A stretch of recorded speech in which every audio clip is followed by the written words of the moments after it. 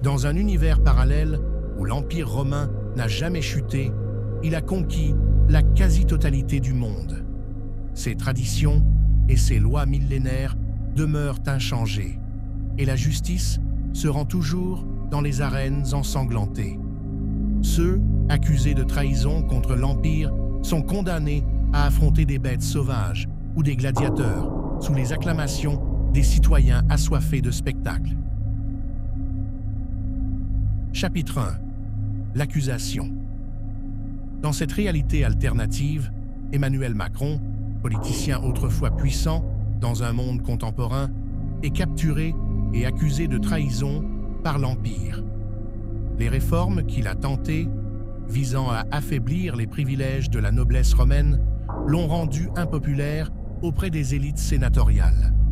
La sentence est rapide et sans appel, la peine capitale dans l'arène.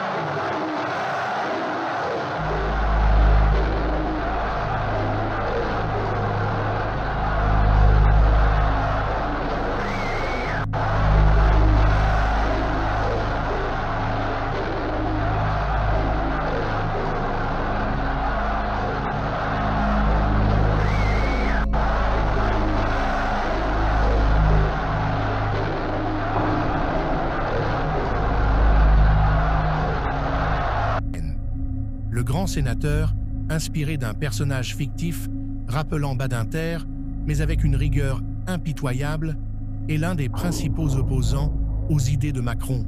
Le concept même d'abolition de la peine de mort est ici un blasphème. Les juges, vêtus de tuniques rouges, se prononcent dans un amphithéâtre rempli de citoyens, criant pour voir le sang couler. Chapitre 2. L'arène. Sur les pavés de l'arène, le soleil brûlant éclaire Macron, vêtu de haillons, face à une porte massive qui s'ouvre lentement.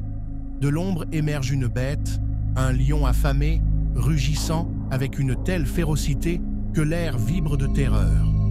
Mais Macron ne sera pas seul à affronter son destin. D'autres figures contemporaines, tous jugés coupables de trahison à l'Empire, sont là. Des politiciens, des intellectuels, des révolutionnaires.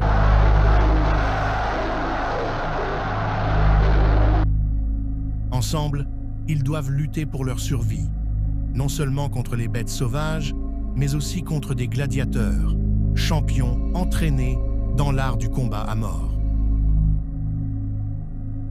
Chapitre 3. La révolte des condamnés. Alors que les condamnés s'apprêtent à périr, une rumeur commence à se répandre parmi eux.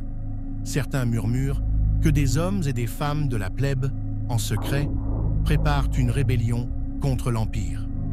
Ils voient en Macron et ses compagnons des symboles de résistance contre le pouvoir absolu de Rome. La question est de savoir s'ils survivront assez longtemps pour être secourus. Dans ce monde, la justice romaine est implacable et le destin des condamnés semble scellé. Pourtant, dans l'ombre des catacombes, un plan audacieux est en préparation pour renverser l'Empire millénaire. Mais pourront-ils échapper à l'arène avant que la sentence ne soit exécutée? Chapitre 4. Le jugement des dieux. Au milieu de cette lutte désespérée, une force mystérieuse commence à émerger. Des rumeurs circulent selon lesquelles les dieux romains eux-mêmes ont commencé à s'intéresser au sort des condamnés. Jupiter, irrité par la cruauté des hommes, envoie des signes. L'Empire romain est sur le point de connaître une crise sans précédent, et la survie de Macron dans l'arène pourrait bien déterminer l'avenir de ce monde figé dans le temps.